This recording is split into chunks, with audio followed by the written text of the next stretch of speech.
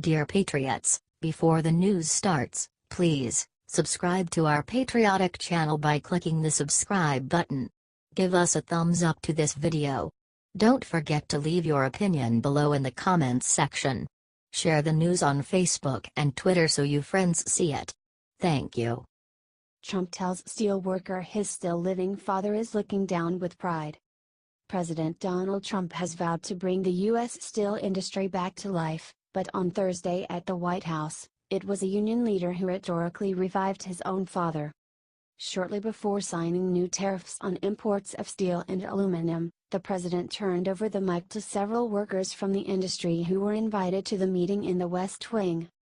Scott Sauritch, leader of the Steelworkers 2,227 local union in West Mifflin, Pennsylvania, told the president and assembled reporters that his father, Herman, a former worker in the steel industry, once lost his job due to increased imports.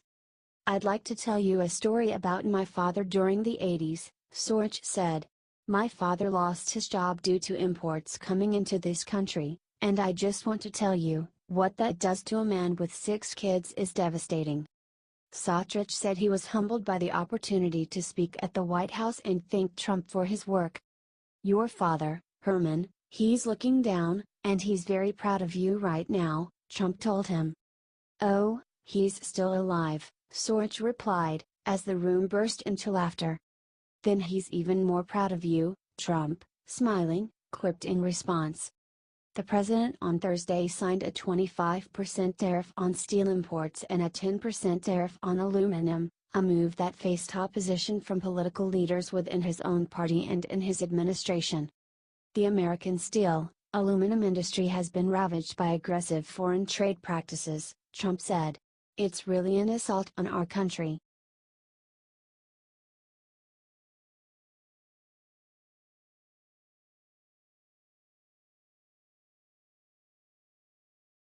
Trump threatens veto over Gateway Tunnel funding.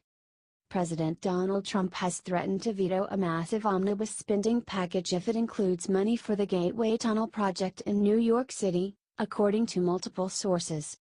Trump's threat has complicated the outlook for the $1 trillion-plus spending measure, which Speaker Paul Ryan, Republican Wisconsin, and Senate Majority Leader Mitch McConnell, RCI, want to pass before government funding runs out on March 23. While it is highly unusual for a Republican president to threaten a veto on a funding bill coming from a GOP-run Congress, and risking a potential government shutdown, Trump is adamant in his opposition to the federal government underwriting the project, the sources said. House Appropriations Committee Chairman Rodney Frelinghuysen, R&J, has been leading the effort to insert gateway funding in the omnibus. Frelinghuysen, who is retiring this year, wants to include $900 million or more in the bill. But he faces opposition from some House GOP conservatives, who believe that the price tag is too high.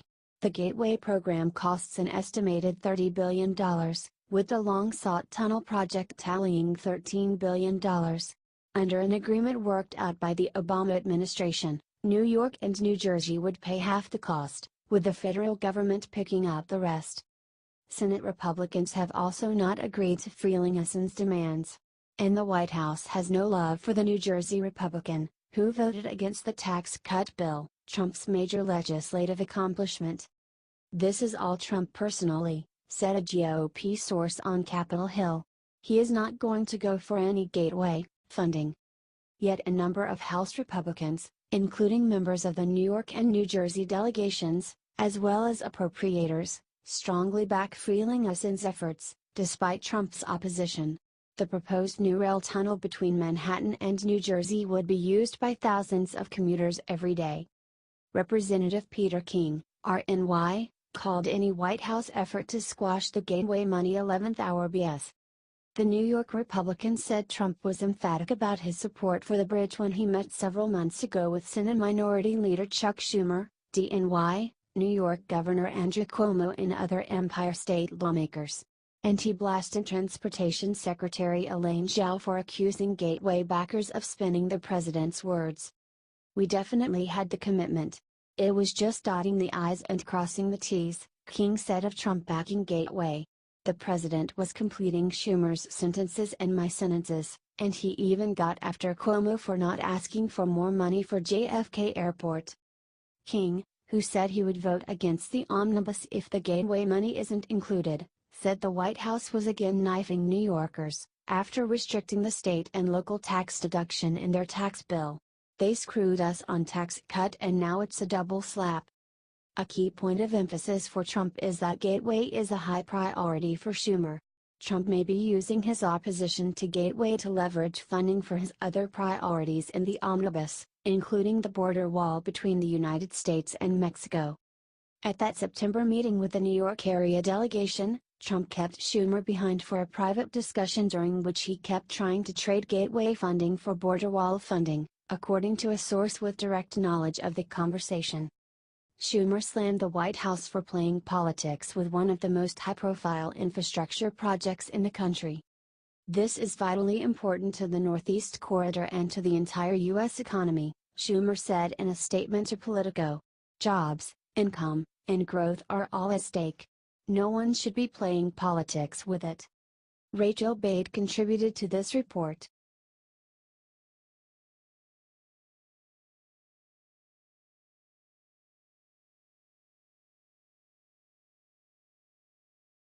Charles Koch blasts Trump's steel and aluminum tariff plan. Billionaire conservative megadonor Charles Koch slammed President Donald Trump's announced plans to impose fresh tariffs on steel and aluminum imports in a Washington Post op-ed, arguing that such policies would do far more harm than good for the U.S., both economically and culturally. Just as the United States benefits from the ideas and skills that opportunity-seeking immigrants bring with them, free trade has been essential to our society's prosperity and to people improving their lives, Koch wrote in his op-ed, published online Wednesday night. Countries with the freest trade have tended to not only be the wealthiest but also the most tolerant. Conversely, the restriction of trade, whether through tariffs, quotas or other means, has hurt the economy and pitted people against each other. Trump has long pushed a protectionist trade agenda that has put him at odds with the orthodoxy of his own party, which has typically been supportive of free trade policies. The president, who pulled the U.S. out of the Trans-Pacific Partnership trade deal upon taking office and has threatened to do the same with NAFTA, has argued that the U.S. has long allowed other nations to take advantage of it in international trade and that his policies, including tariffs, will level the playing field. But Koch argued that the president's proposed tariffs, 25% on steel imports and 10% on aluminum, will wind up hurting Americans by raising prices, effectively undoing the economic benefits Koch said have come from the package of tax cuts and reforms that Trump signed into law last year. It will be consumers, Koch said, not companies, who end up bearing the brunt of the president's tariffs. Such trade policies are a severely inefficient means of promoting job creation, he wrote, and would ultimately wind up creating a net loss of jobs even as some corporations benefit financially.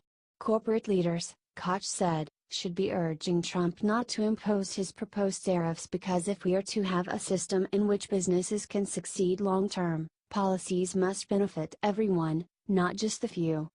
Without a doubt, those who can least afford it will be harmed the most. Having just helped consumers keep more of their money by passing tax reform, it makes little sense to take it away via higher costs, Koch wrote.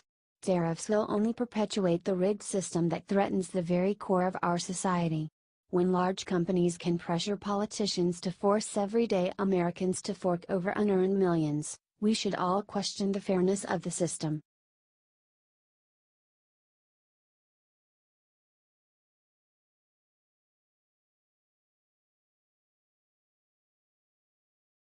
Trump administration looking at Oakland mayor over immigration warning. President Donald Trump said Thursday his administration is looking at Mayor Libby Schaaf of Oakland, California, after she warned her city's residents last week about an upcoming raid by immigration and customs enforcement agents. What the mayor of Oakland did the other day was a disgrace, where they had close to 1,000 people ready to be gotten, ready to be taken off the streets, Trump said Thursday during a portion of a White House cabinet meeting that was open to reporters. And the mayor of Oakland went out, and she went out and warned them all, scatter. Trump's criticism included what appeared to be a veiled threat of legal action against the Oakland mayor, whom he blamed for ICE making only around 150 arrests when it had targeted many more undocumented immigrants. The administration has said people with criminal backgrounds were able to escape. Saaf has said the administration is trying to portray people in the country illegally as criminals. She said, "Get out of here." And she's telling that to criminals. And it's certainly something that we're looking at with respect to her individually, Trump said. What she did is incredible and very dangerous from the standpoint of ICE and Border Patrol. Very dangerous. She really made law enforcement much more dangerous than it had to be. So we're looking at that situation very carefully. A spokesman for Schaaf did not immediately return a request for comment. The mayor said at the time that she felt it was her duty and moral obligation to warn Oakland families about the upcoming ICE sweep. She told the San Francisco Chronicle last week that her warning was intended to give all residents time to learn their rights and know their legal options. Trump's criticism of Schaaf followed harsh words from Attorney General Jeff Sessions, who rhetorically asked the mayor, "How dare you?" in a Wednesday speech that came after the Justice Department filed a lawsuit against California over its sanctuary policies for undocumented immigrants. Sessions, in his speech, said Schaaf had needlessly endangered the lives of law enforcement,